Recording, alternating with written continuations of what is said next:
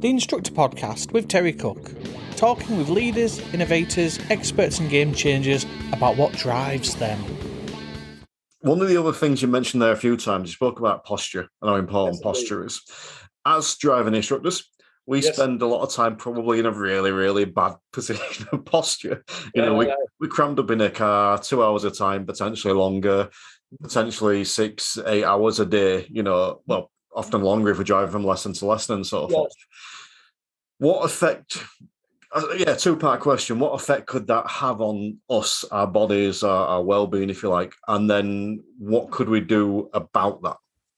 Right. It can have lots of deleterious effects. As I pointed out, the worst case scenario, because you sat down so much, and I wrote about this yesterday, because we've got this sitting down culture now, Terry. People sit down, drive to work, sit down, drive to somewhere else, they sit down for the leisure, they sit down for the work, hunched over a laptop and stuff. It's incredibly bad for you. Yeah. But you find it with lorry drivers now, or we don't have that many of them, that a lot of them are getting bowel cancer because they're compressing the bowels and intestines all the time. And it really, it's a real problem. Also circulatory issues because your blood's pooling in your feet. I don't want to be too down on all this, but sitting down's right bad for you. So as someone who sits down for a living, let's say, as you do, what you really, so the health problems are, skeletal problems, sitting down all the time, your vertebrae are compressing on each other, and in bad posture that causes the discs to bulge. Then fluid comes out, then they start to grate upon each other. You get degradation, you get nervous system issues, as I said, breathing problems because you're not getting enough oxygen in because you're compressing your chest if you sat looking over and hunched. So being as upright as possible while sitting, I recommend for all drivers.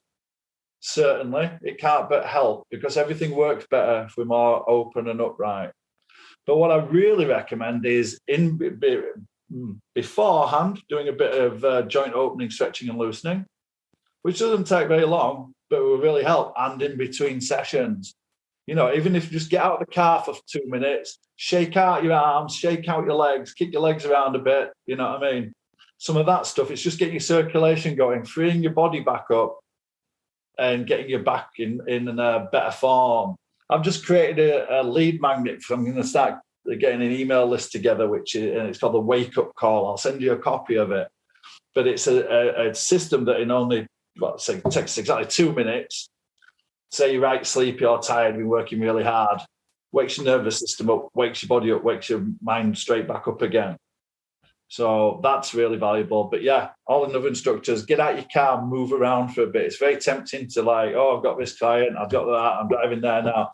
Take 5 minutes to stand up, unscrunch yourself, stretch. Might look a bit silly stretching at the side of your car, but it's doing so much for your health. It's unbelievable to try to counteract the problems of sitting down too long.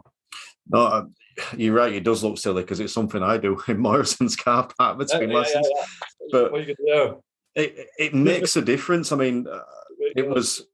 I've said this on the show before, but I changed the way I do my lesson, or the gap in between lessons. I used to make the gap as short as possible, and now I make it almost as long as possible because I want to get that 20 minutes to half an hour where I'm not thinking about lessons. And like you said, get out of the car, have a little stretch, feel the breeze.